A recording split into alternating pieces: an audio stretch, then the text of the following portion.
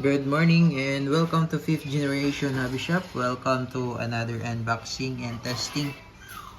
Shoutout po kay Sir Bobby ng Mandaluyong. So meron tayo ditong airgun pistol na i-unbox. This is the KWC 75 Tactical Airgun Pistol Full Metal. Ayan, metal slide, metal frame, full metal. Mabigat po siya. Ayan, so ang bala nito ay 4.5mm steel ball. Ayan, meron din tayo yung silver coated. Meron tayong black widow. Ayan, bolitas po yan, 4.5mm. Ayan, tapos ito naman po yung kanyang hangin. Good for 60 shots. Ito yung cartridge, ito yung propellant. Ito naman po yung projectile. Okay. Meron siya safety. Ayan. Safe. Tapos, yung sight niya, adjustable. Windage and elevation. So, makikita nyo po meron siyang adjuster dyan. Sa front, naka-fix. Ayan. So, again, this is the KWC 75 Tactical Airgun Pistol. Steel BBs, blowback. Powered by CO2.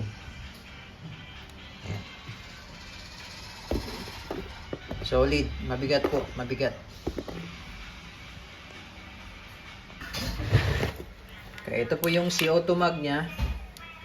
So, ito po, normally nagkakaroon po talaga ng dents yan dahil sa pagsalpak release ng magazine. So, that's normal naman po. So, this unit is a brand new unit po. So, normally nagkakaroon talaga siya ng scratches dahil sa pagpasok mo dahil metal po, full metal. Ayan.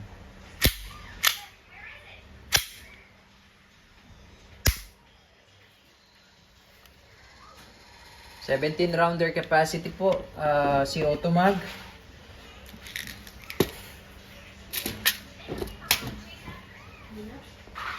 Okay, load tayo ng bolitas. Pag maglo-load po, sagad nyo lang yung spring sa dulo. Tapos dito nyo po ipapasok yung bala.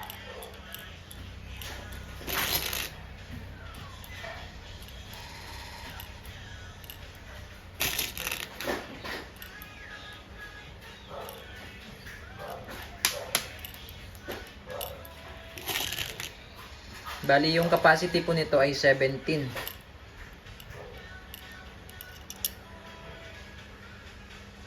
Ayan.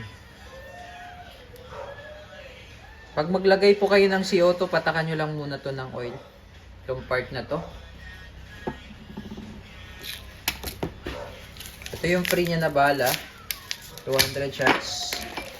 Tapos may free siyang extra na cap. Yun. Meron siyang extra. Then allen. Ito yung pampihit po natin. So, alisin muna natin yung cap.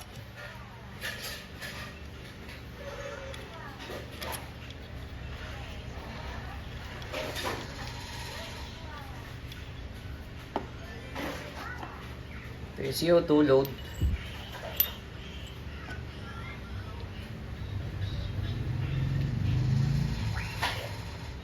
Bali, ilalapat nyo muna yung thread. Huwag nyo munang gagamitan ng allen. Pagka nakalapat na, saka nyo na siya higpitan. Ayan. Kailangan mabilis po ang pihit.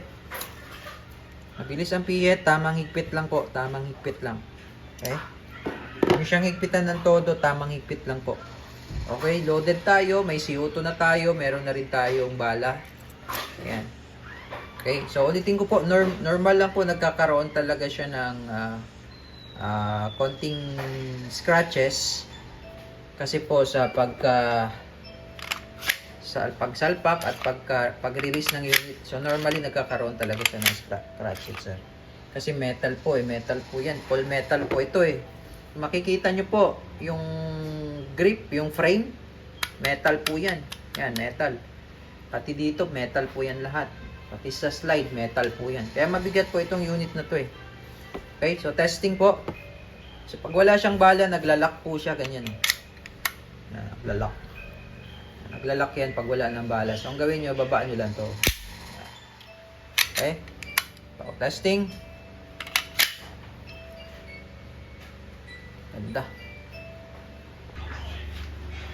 Testing po, KWC 75 Tactical Full Metal Airgun Pistol. CO2 powered, chambered in 4.5 mm. Bolitas.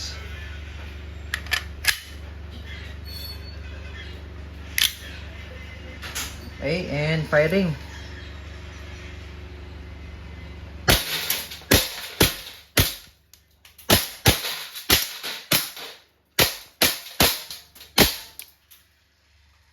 Okay, so pag wala na siyang bala, nag-open slide siya.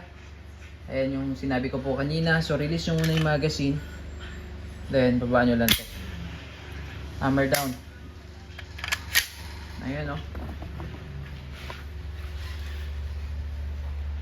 Durog-durog. PWC 75 Tactical Airgun Pistol Full Metal.